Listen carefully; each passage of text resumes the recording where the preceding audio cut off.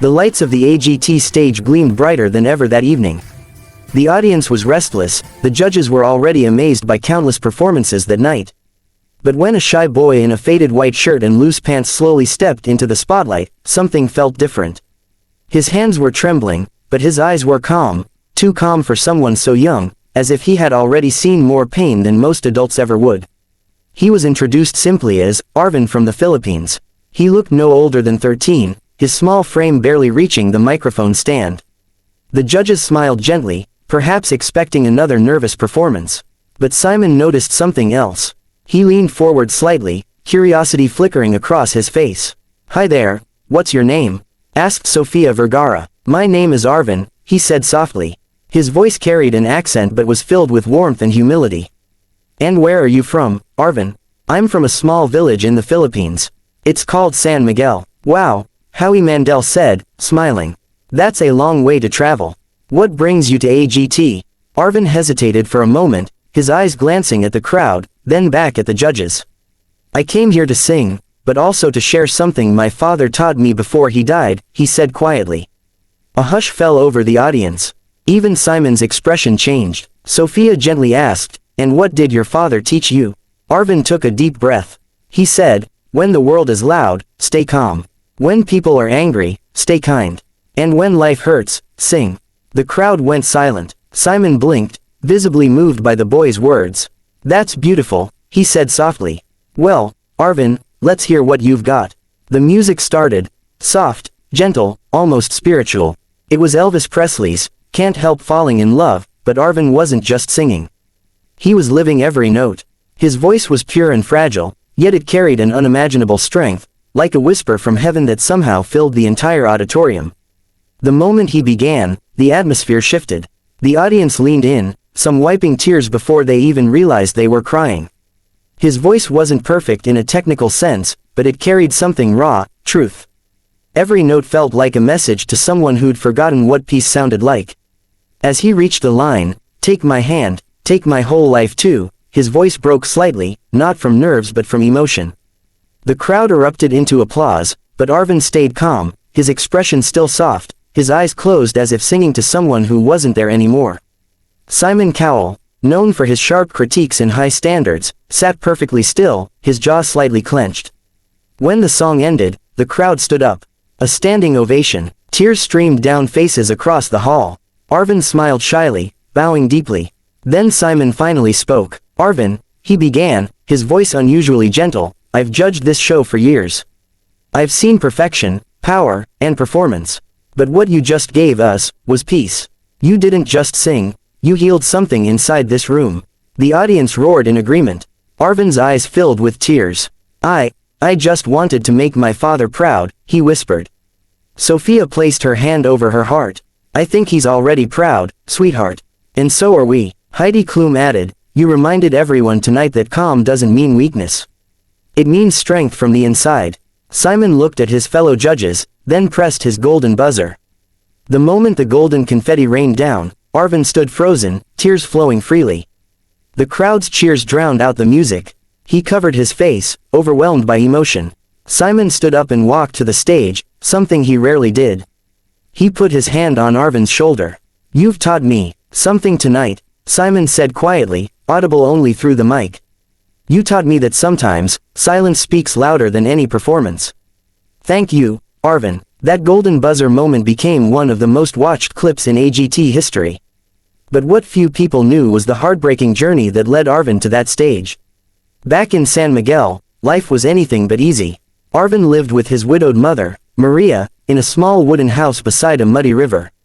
His father, a fisherman, had died 2 years earlier during a storm. Their boat capsized, and he never came home. Since then, Arvin had worked odd jobs to support his mother, selling fish, shining shoes, even collecting plastic bottles from the streets. But every night, after the hard day's work, he would sit by the sea with a small radio and sing softly. His father had always told him that singing could calm the waves inside the heart, no matter how strong the storm outside. One evening, a foreign tourist walking by heard him singing to the sea. The man was amazed by the boy's voice and recorded a short clip. He uploaded it online with the caption, "The boy who sings peace to the ocean." Within days, the video went viral. It reached the Philippines, then international audiences. Messages of love poured in. And one day, Arvin received a message from someone claiming to represent America's Got Talent. At first, he thought it was fake. "Why would they call me?" he said to his mother. But after several emails and calls, they confirmed it was real. They wanted him to audition. Maria wept with joy, but they had no money for the trip. For days, they tried to find a way. Then, the villagers came together. The fishermen donated some of their savings, local teachers contributed, and the church organized a small fundraiser. They bought him a plane ticket to America, the first time he had ever left his country. When Arvin boarded the plane, his heart pounded. He carried with him his father's old locket and a picture of their family. He promised himself that no matter what happened, he would stay calm, just like his father taught him. That calmness became his strength. When he stood before the AGT judges, when the lights felt too bright, and when millions were watching him online, he remembered his father's words, "The calmer the water, the clearer the reflection." After his golden buzzer moment, Arvin's story exploded across social media. News outlets covered it worldwide. "Poor Filipino boy brings Simon Cowell to tears." Millions of people commented on how he sang not to impress, but to express. But Arvin didn't stop there. During the semifinals, he chose another powerful song, Louis Armstrong's "What a Wonderful World." Before he sang, he spoke softly, "Sometimes the world doesn't look wonderful. But we can make it so, if we stay calm, and love each other." That night, even the cameramen had tears in their eyes. His voice seemed to reach beyond the stage, beyond language, into something pure and timeless. As the final note faded, Simon Cowell stood again, clapping slowly, his eyes glistening. "You," he said, "are the kind of artist the world needs right now. You're not singing for fame, you're singing for peace. And I can't think of anything more powerful." By the time the finals arrived, Arvin had become an international symbol of calm and courage. Letters came from around the world, from war zones, hospitals, and prisons, saying his songs gave them hope.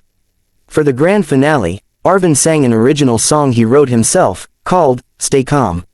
It was simple, with just piano and voice, but the lyrics touched every heart in the room. "When the storms come and the lights go down, when the noise is loud and the world spins round, close your eyes, breathe deep, stay calm. The dawn will come again." The audience was silent until the last note ended. Then, an eruption of applause that lasted nearly 3 minutes. Simon Cowell was crying openly. He stood up, wiped his eyes, and said, "I don't care who wins tonight. Arvin, you have already won the world." That moment was replayed on TV and online countless times. Arvin didn't just win a trophy, he won the hearts of millions. When the results came in, Arvin was announced as the winner of AGT 2025. Confetti fell once again, and this time, it wasn't just gold, it was white, like peaceful snow. Arvin hugged his mother, who had flown in for the finale, and both wept uncontrollably. During his winner's interview, a reporter asked him, "What's the biggest lesson you've learned from this journey?" Arvin smiled gently. "That calmness is stronger than fear. When you stay calm, you can hear your heart. And when you hear your heart, you can heal others." The next morning, news outlets across the globe featured his story. From CNN to BBC to ABS-CBN in the Philippines, everyone was talking about the calm boy. His message was spreading far beyond music, it was changing lives. Schools played his performance to teach children about mindfulness. Churches used his songs during prayer sessions. Even Simon Cowell himself mentioned in an interview, "That boy reminded me what this show is really about, humanity, heart, and hope." Months after his win, Arvin returned to his village. But he didn't come home with flashy cars or expensive clothes. He came home with instruments, guitars, pianos, and microphones donated by fans and sponsors. He set up a small music school called Calm Waves Academy, where he taught poor children how to express themselves through music. He didn't charge a fee. "Music is a gift," he said, "and gifts are meant to be shared." Every weekend, he sang by the sea again, but this time surrounded by dozens of children singing with him. The sound of their voices carried across the waves, echoing hope, gratitude, and calm. Simon Cowell later visited the Philippines during a charity event and made a surprise stop at Arvin's school. When he arrived, the children sang, "Stay Calm," together. Simon stood there, speechless once again, tears filling his eyes as Arvin walked up to him and hugged him. Simon said softly, "You didn't just win a show, Arvin. You changed the world." Arvin smiled and replied, "I didn't change the world, sir. I just sang what my father taught me." Years later, Arvin's story continued to inspire people across generations. His YouTube performances reached over 1 billion views. But whenever people tried to ask about fame or money, he simply said, "Peace is my prize." One evening, a journalist asked him, "You've inspired millions, but what inspires you to stay humble?" He smiled, looking at the horizon. "When you come from a place where the sea takes more than it gives, you learn to thank it for every calm day. Life is the same, be grateful for calm days." Even Simon Cowell, who had once been known for his tough criticism, began supporting global music therapy projects inspired by Arvin's story. He told audiences worldwide, "That boy from the Philippines taught me that music can be more powerful than any speech, any show, any fame. It can be a prayer." In one of his final interviews before turning 18, Arvin was asked what he wanted to tell the world. He paused, then said, "Everyone's fighting something you can't see. But if you breathe, if you stay calm, if you listen to your heart instead of your fear, you'll find your song. And once you find it, don't stop singing." That clip went viral once again, closing the circle of his incredible journey, from a poor fisherman's son to a global symbol of peace. Today, Arvin's school continues to grow. Children who once struggled with anger, grief, or fear now find peace in music. His philosophy, "Stay calm, stay kind, stay strong," has become a movement. And it all started with one poor Filipino boy who refused to let pain steal his peace. Because in a world full of noise, he chose calm. And in doing so, he taught us all to listen again. If you were moved by Arvin's story, don't forget to share this video and remind someone that peace isn't found in silence, it's found in the strength to stay calm when life gets loud. Thank you for watching. Until next time, keep your heart open, your mind kind, and your spirit calm.